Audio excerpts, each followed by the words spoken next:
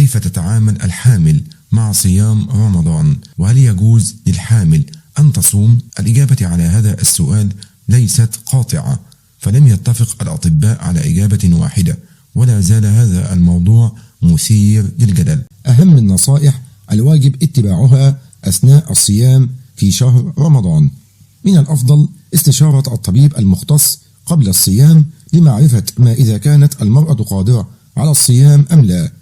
كما يجب أيضا تناول كميات مضاعفة من الفيتامينات والحديد والكالسيوم والمكملات الغذائية، ذلك لأن جسم المرأة يفقد الكثير من هذا خلال الصيام، لكن يجب استشارة الطبيب قبل القيام بذلك. كما يجب أيضا تناول المرأة وجبة فطور وسحور صحية بحيث تحتوي على غذاء متوازن ومتنوع.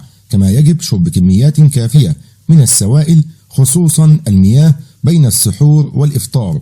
يجب أيضا الخلود إلى النوم والراحة خلال فترة النهار ومراقبة الحمل بشكل جيد وحركة الجنين. كما يجب البدء بشرب كوب من اللبن وبعض من التمر على وجبة الإفطار. كما يجب الابتعاد عن شرب المنبهات مثل الشاي والقهوة، ويجب أيضا تناول الخضروات والفواكه باستمرار، هذا لاحتوائها على الألياف والمياه.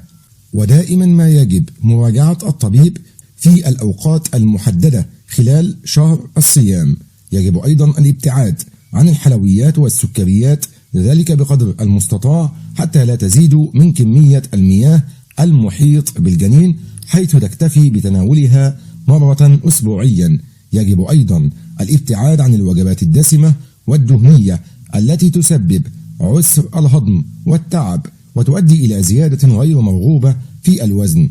أما بالنسبة لتأثير الصيام على الجسم، فيستهلك جسم الإنسان أثناء الصوم بداية مخازن السكريات التي تتواجد بالأساس في الكبد في سبيل الحصول على الطاقة. من ثم يبدأ الجسم باستخدام الكيتونات المنبثقة من الأحماض الدهنية للحصول على الطاقة اللازمة والمحافظة على الكتلة العضلية ووظائفها. أما بالنسبة لتأثير الصيام على جسم الحامل فيمكن تلخيصه في النقاط التالية: لا تؤثر الكيتونات سلبا على جسم الإنسان البالغ. أما بالنسبة للحوامل فهي أكثر عرضة لحصول ارتفاع في نسبة هذه الكيتونات في الجسم، الأمر الذي قد يؤدي إلى وصولها للجنين عندما تكون كميتها كبيرة، فإنها قد تلحق الأذى به. لكن نسبة الأجسام الكيتونية التي تتراكم أثناء الصيام قليلة، ولا يوجد دراسات كافية تؤكد أو تنفي تأثيراتها الضارة، أي أن الاشتباه بتأثيرها الضار لا يزال نظريا فقط. وهناك بعض الحالات التي يجب فيها عدم صيام المرأة الحامل: إذا كان الجنين لا ينمو بشكل طبيعي، إذا كانت كمية السائل الأمنيوسي قليلة ويعرف بأنه السائل المحيط بالجنين الذي يقوم بحمايته، إذا كانت المرأة الحامل تعاني من مرض السكر وتتناول جرعات من الإنسولين، إذا كانت الحامل تعاني من أمراض القلب وتأخذ أدوية خاصة بتخثر الدم، ذلك لأن تركيز الدم يحدث مع نقص السوائل مما يؤدي إلى حدوث إصابة بالجلطات.